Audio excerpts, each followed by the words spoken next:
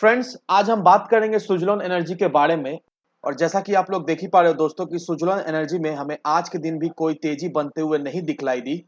तो आज इस वीडियो में हम लोग जानेंगे कि सुज़लोन एनर्जी में हमारा अगला रणनीति क्या होना चाहिए और अभी इसमें हमें फ्रेश एंट्री लेना सही होगा या नहीं, या फिर अभी इसमें हमें प्रॉफिट बुक कर देना सही होगा। क्योंकि आप सभी लोगों को पता ही होगा दोस्तों कि सुज़लोन एनर्जी को लेकर एक बेल आउट का न्यूज आया था और उसके बाद से हमें एक गिरावट भी देखने को मिली है। तो अभी इसमें होल्ड करके रखना सही होगा या नहीं, या फिर अभी हम प्रॉफिट बुक करके यहाँ से निकल जाए, तो जानेंगे इस वीडियो के माध्यम से। और साथ ही साथ जो जो अपडेट्स है, जो जो न्यूज है सुज़लोन एनर्जी को लेकर, उन सारे अपडेट्स, उन सारे न्यूज को मैं कवर करूंगा इस वीडियो के माध्यम से। तो वीडियो को स्किप ना करके पूरा देखो ताकि आप चीजों को सही से समझ पाओ और अपनी एक खुद की इन्वेस्टमेंट डिसीजन ले पाओ। लेकिन दोस्तों, मेरी आपसे एक ही रिक्वेस्ट रहेगी कि चैनल को सब्सक्राइब और वीडियो को जरूर से लाइक कर देना ताकि आपको इस तरह की अपडेट्स रेगुलर बेसिस पर मिलती रहे। तो चलिए फ्रेंड्स, वीडियो को स्टार्ट करते हैं। तो सबसे पहले अगर इसके आज के कारोबार पर नजर डालें तो स्टॉक जो है ओपन हुआ 10 रुपए 60 पैसे में। हाई बनाया इसने 10 रुपए 85 पैसे का और लो बनाया इसने 10 रुपए 15 पैसे का। और आप देख ही पा रहे हो दोस्तों, ये स्टॉक आज के दिन बिल्कुल ही फ्लैट गया और जो प्रीवियस क्लोजिंग था 10 रुपए 55 पैसे का, आज के दिन भी इसने सेम क्लोजिंग दिया 10 रुपए 55 पैसे का ही। और वहीं अगर पिछले 5 दिनों के परफॉर्मेंस को देखेंगे दोस्तों, तो पिछले 5 दिनों से इस स्टॉक में हमें लगातार गिरावट देखने को मिल रही है और पिछले 5 दिनों में ये स्टॉक करीब करीब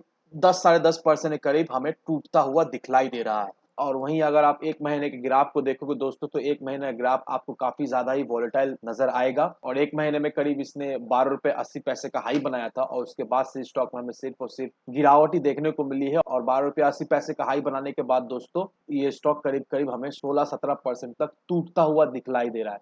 तो कहने का मतलब यही है दोस्तों कि ये स्टॉक में अभी बहुत ज्यादा ही नेगेटिविटी है। ये स्टॉक में हमें अच्छी खासी बिकवाली भी देखने को मिल रही है और ये स्टॉक हमें बहुत ज्यादा कमजोर भी दिखलाई दे रहा है। इसका क्वार्टर 3 का रिजल्ट पॉजिटिव आने के बावजूद भी इस स्टॉक ने उतना खास तेजी पकड़ा नहीं और ये स्टॉक में हमें सिर्फ और सिर्फ गिरावट देखने को मिल रही है। तो अभी हमारा मन में ये सवाल है कि अभी इस स्टॉक में इन्वेस्ट करना सही होगा या नहीं, या फिर अभी इसे अवॉइड करें, कुछ समय बाद इसमें इन्वेस्ट करें। तो इन चीजों को भी हम लोग जानेंगे इस वीडियो में। लेकिन सबसे पहले दोस्तों, एनएससी के वेबसाइट पर चलते हैं और यहाँ पर आप क्लियरली देख ही पा रहे हो दोस्तों कि जो टोटल वॉल्यूम जो ट्रेड हुई है वो है 7 करोड़ 74 लाख 52,831 की। और जो टोटल क्वांटिटी जो डिलीवरी बेसिस में उठा ली गई है वो है 2 करोड़ 21 लाख 45,246 की। और जो डिलीवरी का परसेंटेज निकल कर आ रहा है वो है 41.14% की। तो डिलीवरी का परसेंटेज ऑन एन एवरेज हम लोग ये कह सकते हैं ठीक ठाक है, उतना खराब है नहीं। क्योंकि अगर आप यहाँ पर देखोगे दोस्तों,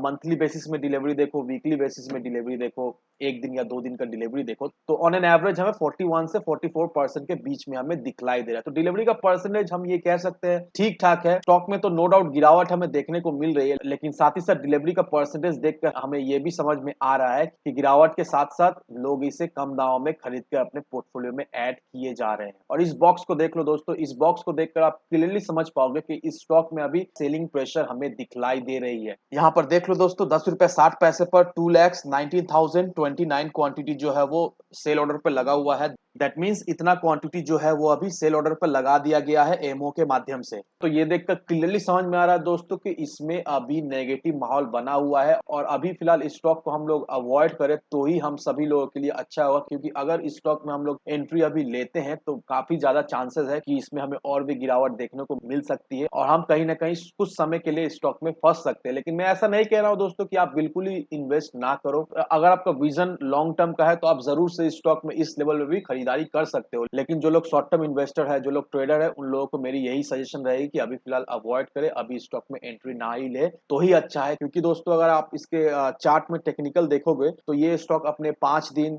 10 दिन और 20 दिन मूविंग एवरेज के बिलो में ट्रेड कर रहा है। और उम्मीद हम लोग यही रख सकते हैं कि अभी ये फिलहाल अपने 50 डे मूविंग एवरेज के करीब है। तो अगर ये अपने 50 डे मूविंग एवरेज को तोड़ता है तो स्टॉक में हमें एक अच्छी खासी गिरावट देखने को मिल सकती है और ये स्टॉक हमें 7 से 8 रुपए के लेवल में भी जाता हुआ दिखलाई दे सकता है। लेकिन वो तभी होगा जब अपने 50 डे मूविंग एवरेज को ये तोड़े। अब देखिए दोस्तों, सुजलोन एनर्जी को लेकर जो न्यूज आई थी वो ये रही कि Suzlon energy seeks ₹4200 crore crore bail out for government own PFC REC. तो ये मार्केट में न्यूज निकलकर सामने आई है। अब इसका मतलब क्या हुआ, मैं आपको सीधी तरीका से बता दूं। सबसे पहले मैं आपको ये बता दूं कि बेल आउट का मतलब क्या होता है, क्योंकि बहुत सारे ऐसे लोग हैं जिन्हें ये टर्म शायद नहीं पता हो, तो वो लोग सही से समझ पाए तो मैं आपको बेल आउट का मतलब भी बता देता हूं। अब बेल आउट का मतलब यही होता है दोस्तों कि जब भी कोई कंपनी किसी और कंपनी से या फिर सरकार से फाइनेंशियल असिस्टेंस या फाइनेंशियल सपोर्ट मांगती है, तो उस टर्म को नॉर्मली बेल आउट कहते हैं। और ये बेल आउट कंपनी तभी मांगती है जब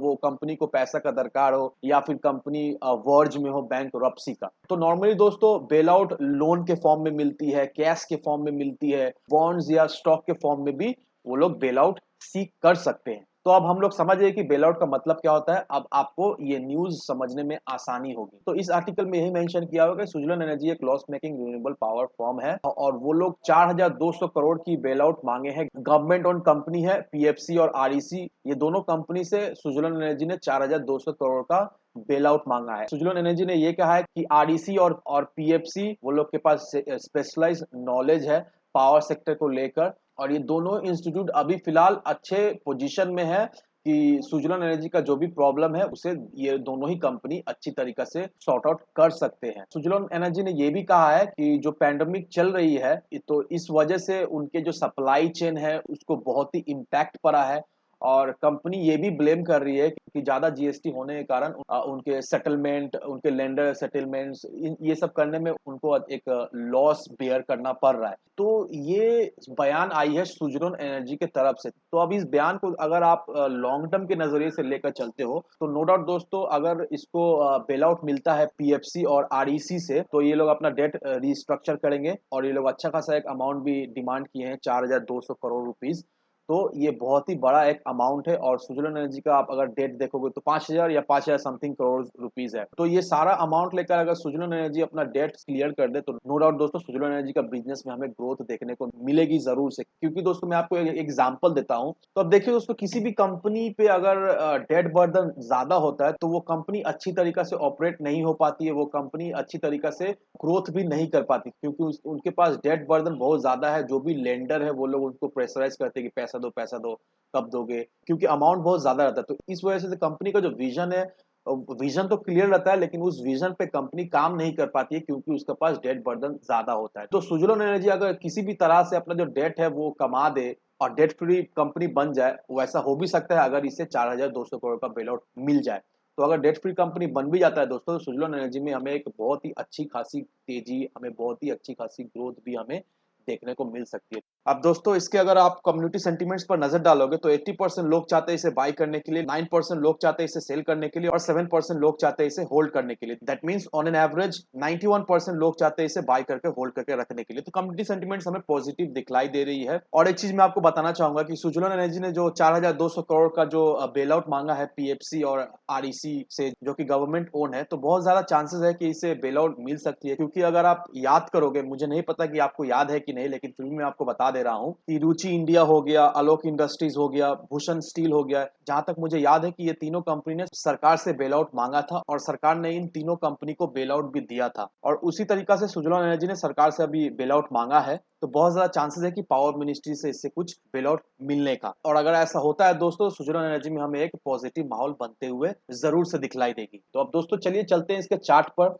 और जान लेते हैं इसका टारगेट क्या निकल कर आ रहा है लॉन्ग टर्म शॉर्ट टर्म के लिए। तो अगर आपको याद हो, मैंने आपको इस ट्रेंड लाइन के बारे में बताया था। अब देखिए दोस्तों, मैंने आपको ऑलरेडी बता दिया था कि 11 रुपए 20 पैसे इसका बहुत ही इंपॉर्टेंट सपोर्ट लेवल है। अगर ये 11 रुपए 20 पैसे का सपोर्ट लेवल को तोड़ता है तो इसमें हमें एक अच्छी खासी गिरावट देखने को मिल सकती है। और वैसा ही हुआ दोस्तों, अभी सुजलोन एनर्जी ने 11 रुपए 20 पैसे का सपोर्ट लेवल को तोड़ा है और इसमें हमें गिरावट देखने को मिल रही है कंटिन्यूअसली। तो अब अभी मुझे ऐसा लगता है दोस्तों, 9 रुपए 40 पैसा एक बहुत ही इंपॉर्टेंट सपोर्ट लेवल है और ये स्टॉक कहीं ना कहीं हमें 9 रुपए 40 से 10 रुपए का बीच में मिलता है, तो उस समय हमें एंट्री ले सकते हैं। लेकिन दोस्तों एक बात का ध्यान रखना, अगर ये स्टॉक 9 रुपए 40 पैसे के लेवल को तोड़ता है दोस्तों, तो ये अपना 50 डे मूविंग एवरेज को तोड़ देगा और इसमें हमें एक अच्छी खासी गिरावट देखने को मिलेगी। ये स्टॉक करीब हमें 7 से 8 रुपए के करीब जाता हुआ दिखलाई दे सकता है। क्योंकि ध्यान रखिएगा, अगर 9 रुपए 40 पैसों को ये तोड़ता है तो ये अपने 50 डेज मूविंग एवरेज के बिलो ट्रेड करेगा, तो इसमें हमें एक गिरावट देखने को मिल सकती है। तो इन सारी चीजों को ध्यान रखना है, उसके बाद ही जाकर अपना एक इन्वेस्टमेंट डिसीजन बनाना है। लेकिन दोस्तों मेरी आपसे एक ही विनती रहेगी कि विदाउट एनी डिटेल रिसर्च कहीं पर भी इन्वेस्टमेंट ना करें। वीडियो अगर आपको पसंद आए तो लाइक शेयर सब्सक्राइब जरूर करना। तो चलिए फ्रेंड्स, मिलते हैं हम अगले वीडियो में।